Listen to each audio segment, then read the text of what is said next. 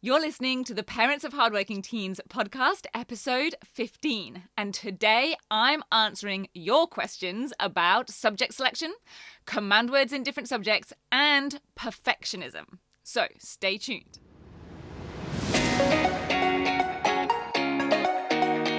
I'm Katie Jones, and with over 15 years in education as an award-winning high school teacher, international external examiner, and as a study coach, I've helped thousands of students skyrocket their results and confidence. And this podcast is where I share all my insights, tactics, and tips with you, the parent, so you can help your hardworking teen get happy, smart, and successful in their study, and have you both enjoy the journey along the way. This is the Parents of Hardworking Teens podcast. Hi VIPs, how are you doing? I am great because I am super excited to get into our first Q&A episode here on the podcast.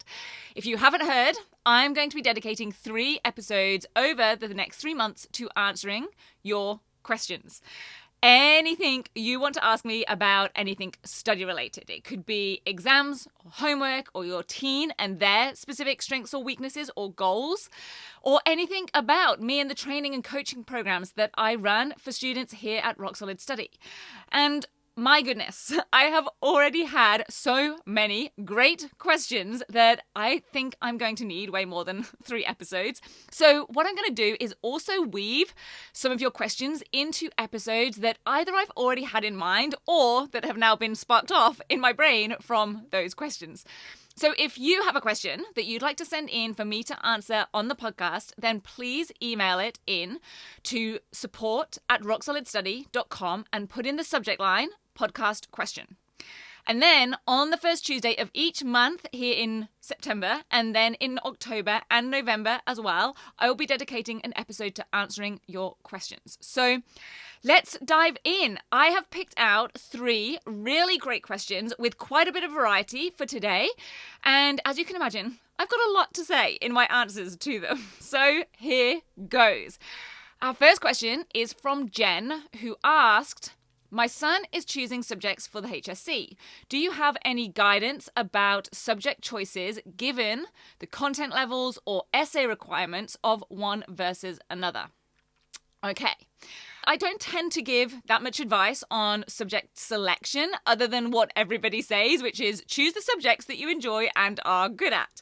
Now, of course, yes, you may also want to look at prerequisite subjects or other requirements for any future university or career choices that your teen is thinking that they'd like to do. But I also know that most students don't really either know what they want to be doing at this stage, or even for those that do, still do that knowing that they may very well change their mind on their future ideas. So don't necessarily revolve everything around it. And the reason I personally don't get into things like scaling and GPAs is because although I do realize that for some school systems these are important, there are people out there who are super clued into that stuff. And I'm really just going to leave that side of things to those people, the careers counselors, the exam boards, while I stick to my power zone of helping students get those and make those as high as possible for them, no matter what subjects or what routes they take. Because the good news is that very often the things we enjoy are also the things that we are good at. And that also often, therefore, guides our ideas on what careers we might want to pursue. Because it's pretty rare to enjoy something that you're pretty terrible at. I will tell you that me and surfing is a very good example of this. Of course, as an Englander moving to Australia, you think that you have to learn how to surf in order to really have any kind of life. Now, I don't even particularly like swimming, so you'd have thought that that would have been enough for me to know that it was never really going to be my thing. But hey, after a couple of weeks of moving here, me and my not yet then husband, Alistair, were hiring out boards on weekends, getting a couple of lessons, and he was, of course, annoyingly much better at it than me. I quickly decided that the effort of carrying the board, the whole wetsuit thing, and then the endless paddling, only to then fall off within 2 seconds, or actually more likely not even get up in the first place, just wasn't that much fun or worth it or in actually any way enjoyable. I even had one lesson where I stood up and stayed up for a decent amount of time. It was pretty shallow and it was a very small wave, barely a wave. But I had a big grin on my face. I turned around, ready to shout to Alistair, hey, did you see me? Did you see that? Like 5-year-olds do to their parents. Until as I turned around, I realized that the instructor was literally behind me, holding the surfboard the whole time, holding it steady so that I could stand up. So anyway, needless to say, I am no surfer. And with the whole getting the hair wet thing as well, when you have hair like mine, that is no small deal either. It was clearly doomed to never be my thing. So let's get into the second part of Jen's question, because this is where I do want to get into the requirements of the actual subjects. Because I like how Jen worded this. She said, do you have any guidance given the content levels or essay requirements? In other words, she's talking about the subject knowledge and then what has to be done with it. So what do they have to learn at what level of difficulty or detail? And then are they assessed through exams or essays or coursework or inquiry investigations, research reports, whatever it is. So it comes down to those two parts of the study success formula. Go back, catch episode number 1 if you want more on that. It's the knowledge, i.e. the syllabus content, and the application of that knowledge that is going to deem how successful your teen is in that subject that they choose. Now, the content is more down to personal preferences. Are they interested in history? Do they have more of a scientific or artistic mind? And it's where a subject-specific tutor could help if that side of things is ever a struggle, if they need help really understanding the actual subject content. Now, I talked about that on a podcast recently, so check out episode 12 for more on figuring out whether or not your teen needs a tutor. But the tasks and assessments themselves are down to techniques, skills, and strategies. The application of that subject knowledge. And the best news here is that skills and strategies are not innate talents that we are either born with or we're not. It's like having a passion for cars or an interest in sports cars versus learning to drive a car.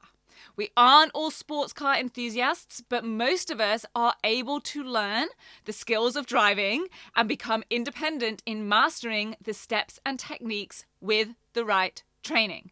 An essay strategy or exam technique can be learned and can be applied just like that to any subject. Now, Jen mentioned essays, and I don't know any student who just loves writing essays. They're really interested in them. They have a passion for them. Now, yes, some students may feel more confident than others, and that's just because they are more skilled or proficient in the skills and steps involved. Steps like breaking down and understanding the essay title and what it really means and requires in their response. Like crafting a strong thesis statement, like brainstorming and then selecting the best points and evidence for a response to that question. Like structuring clear and succinct yet detailed paragraphs, or like writing conclusions that do more than just repeat what they've said in the intro or what's already been written. And like responding at the top level of demands in the mark scheme. All of these things are skills. They include steps, systems, techniques, strategies. And yes, to execute them well requires solid knowledge of the topic or the text being studied. But the essay, the actual writing of the essay, is all about how students apply that knowledge to the essay task. And therefore, these are skills that can be trained and honed and practiced. And if your teen could do with getting those skills into their tool belt, then if they are in years 9 to 12 or 10 to 13, depending on your school system, then of course get them into the 10-week grade transformation program. Because when students have them, this then takes away a lot of the overwhelm and stress or confusion because they have that how part, the application, how to put across or show their subject knowledge in the way that the assessment demands. Okay, next question. This is from a student, Kira. And she asked, are the command words always meaning or requiring the same thing in all different subjects? Now, first of all, I want to say that I am really pleased that you are now switched on to command words, Kira, and I love that you're asking this question. And yes, the meaning and requirements are the same across all subjects. What we are looking for as teachers and examiners is the same in terms of the elements that are required in responding to a command. But what will vary is the subject content in your answer, i.e., what you're saying or writing about as you meet each of those requirements in relation to the topic. Now, probably the easiest way to explain that is with an example. And because when I'm coaching students, I always tell them to pick out the toughest or most awful looking examples for us to do together. Then in this case, let's go straight to the top of Bloom's taxonomy for this and consider the evaluate level of commands. Now, side note, if you haven't heard me explain Bloom's taxonomy before and command words and how it all relates to your teen study, then be sure to come to my next free parent event. Everyone who's on my email list gets information and invitations to these direct to their inbox. So if you are not already on my email list, then just go and request the free parent guide that's on the website, www.rocksolidstudy.com, and we will automatically add you to my list. Now, on the topic of Bloom's taxonomy, there has been a debate over the years about the top end of that model, whether the evaluate or create level goes at the very top. They have been interchanged in different versions since, but when it comes to exams and essays and most type of formal assessments, the cognition of create is rarely used. And if you're kind of raising a bit of an eyebrow to that, then make sure that you are subscribed or following the podcast so you get all future episodes, because I'll be explaining why that is in an upcoming episode that I have got planned for you. But back to the now, here's how the high-level skill and process of evaluating is the same in any subject. Evaluating is all about making a judgment. I'll say that again. Evaluation requires students to make a judgment. Not just talk about something, not discuss it, but make a judgment. So let's say that we have to evaluate in history. Now, it might be a question about whether a particular political leader was effective. It could be an essay question. It could be an inquiry task. In other words, it's asking to what extent they were an effective leader, or simply stated, were they a good leader or not? And to answer this, we have to find evidence for both sides. Ways that they were, so things that they did that were successful, and ways that they weren't. Things they did that weren't successful. That's the discussion part. And then from that evidence, we then make an overall judgment.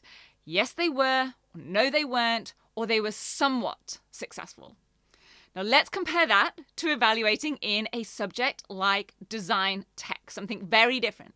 Now you might have to evaluate a product here. In other words, you're judging how good or bad the product is, or how successful or unsuccessful it is. Now again, you're going to have to find all the ways that it is good. Maybe that's ways that it meets the design brief or meets the need of the user, and all of the ways that it doesn't. And from those, you'll make, yep, you've got it, a judgment. And finally, let's use an example for science. So quite a different subject, again, in terms of the content, but not the skill of evaluation. When you're evaluating an experiment, perhaps, you are judging how accurate your data collection was and how reliable the experiment methodology were and your conclusion is. You're identifying and explaining all the ways that it was accurate and reliable and the ways that it wasn't. And you are making a judgment. Can you see how the subjects and topics are very different, but the skill and the steps are exactly the same? And this is where the coaching side of things comes in for me and my students in next level coaching. It's where we help students go beyond identifying the command words and knowing what they mean and what they require.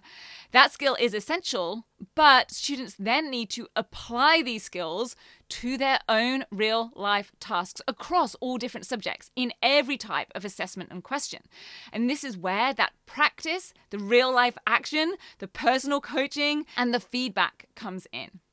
Okay, third and final question for today is from Ron, who asks, what do you say to a teen who is a perfectionist? My daughter will spend hours and hours on writing notes that look like a work of art and often takes forever just to get started on an assignment. Partly because she is worried that she'll do it wrong, and partly because she really wants an A or A+ and would be disappointed with even an A-. How can I help her be more efficient and get things done faster so she can have a better life balance without it sounding like I'm trying to bring her down? Excellent question, Ron, because there are quite a few angles to this. And from my experience, perfectionism shows up in a few ways. Sometimes it's an indicator of uncertainty or a lack of clarity. Because if there's something we're not really sure about, we tend to go over and over things, trying to figure it out, hoping that the more we go over those things, somehow we'll find some clarity, which sometimes we might, and sometimes we don't. And it can also come from thinking that effort equals results. That the longer we spend on something, the more effort we put in, the more work we do, the more likely it is that we'll get the result or the mark or the grade that we want. But for anyone who's ever had their teen put in tons of effort only to get a disappointing result, we know that this isn't the case. The problem with this is that by putting in that effort, we often feel accomplished, but in reality, we haven't actually accomplished very much in terms of how this is actually going to benefit us or get us the result that we want, turn into the outcome that we want. And then the problem with that is that it can give us a false sense of security. And none of us is immune to this. I remember these sorts of things in my own student days. For a couple of my coursework projects at GCSE, I took great pride in that my front covers were laminated. Back when it was not really accessible for the average person to use a laminator. But my best friend's mum worked in an admin office where they had a laminator machine. And she'd take our front covers that were drawn in bubble writing, of course, by hand. We all remember bubble writing, and coloured in by hand. And she laminated them for us and she hole punched it. And I would give this in with my project and have this slightly over the top front cover. But I felt just as proud of the appearance as I did about the other 20 pages that were inside. But the trouble was, there was no marking criteria that said, has an impressive front cover. In fact, I actually have no idea what the criteria would have said. Back then, we weren't given those, pages full of criteria and rubrics to work with. But I'm still certain that it didn't say anything about the front cover. But we still do this. We still want to take pride in our work and make it look as good as possible. And if your teen has any of these similar kind of tendencies, here's where I think this comes from, because it is not their fault that they've gotten into these habits. Often in the lower year groups, something like a beautiful looking project or impressive presentation with, extra props or whatever other added extras that they have put in, an extra effort that they've shown, is going to have resulted in them getting, most likely, lots of extra ticks, some smiley faces, and gold stars. Going over and above what was asked for would get great effort marks or a glowing report comment and maybe even postcards home. And that can be great in instilling a good work ethic in those formative years. Having the effort be rewarded and recognized is important, but, and here's the catch, when it comes to formal assessment in high school, there is nowhere to tell the external examiner how many hours of revision you did. There is no little box on the assignment hand-in sheet where you write how many hours you spent on doing it. Because I'm afraid that hours and effort are not directly correlated with results. In fact, actually, I shouldn't say that I'm afraid. Because of course, yes, zero effort is likely to get a zero result, but beyond that, there isn't a guarantee either way, which is why the skills of application like exam technique and effective revision and essay strategy are so important and mean that students can get excellent results without having to feel like they are slaving away, going over and above what is asked for. Another thing I want to say on perfectionism is that it can also be a form of what I call productive procrastination. We're spending hours and hours making something extra beautiful or rewriting it out is really just a distraction from the thing we really should be doing. Definitely check out episode 2 of the podcast if you want more tips on helping your teen overcome procrastination. They are different things. Perfectionism, procrastination, lack of motivation, they are slightly different things, but sometimes there are some overlaps. And again, I see students putting in the hours, doing their study, in inverted commas, but here's what I always want to know in those situations. Is it going to positively and significantly impact their results? And if they can't tell you exactly how that is, then that is a bit of a red flag. Because think about something like procrastinating over cleaning the oven. We want the clean oven, but we don't really want to clean the oven. I don't know anyone who wants to clean an oven. So instead, we do other things that do feel productive, like, let's say, sorting out the kitchen cupboards. Because it's kind of activity, it is taking up our time and effort, it's producing something, and we get to escape the feeling of laziness or like we should be doing something productive. And yes, we also do get tidy cupboards, but it's not going to get us the result of a clean oven. And if we're being judged, let's say, let's just relate it back to rubrics for a second. If we're being judged on how clean the oven is, it is not getting us that result. Now, we can argue that it's a good thing just to have the cupboards cleaned out, and maybe it is, just like maybe your teen might have still needed to do whatever it was they were getting done in the meantime, but now they still have that original task hanging over them, and it's closer to the deadline, and they've also now used up some of their time and brain energy on whatever that something else was. And I also think that ties into the fact that for some students, if they're not feeling like they're studying every minute they could be, then they'll end up beating themselves up for not working hard enough if they do get a grade they're not totally happy with. So they tend to fill up their time with study-related activities in order to make sure that they feel like they've done their absolute best. And again, that does kind of tie back to the effort equals results. Now, I know I've talked a lot there about why Ron's daughter might be in that perfectionist mindset rather than, the how-tos and the steps on how to overcome it. But here's the reason.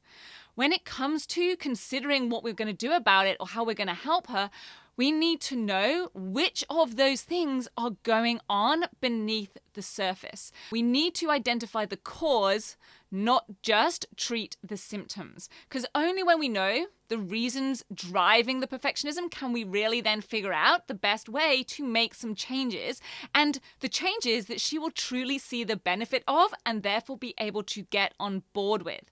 Because you're absolutely right. We don't want her to feel like you don't want her to do her best or submit work that she's not proud of, but we do want her best to be paying off for her. And for her to also realize that her best work does not necessarily mean working every hour she has in her day. And so working out that reason and then solving for it is key. So thank you to Jen and Kira and Ron for those questions, and to everyone who has already sent in questions.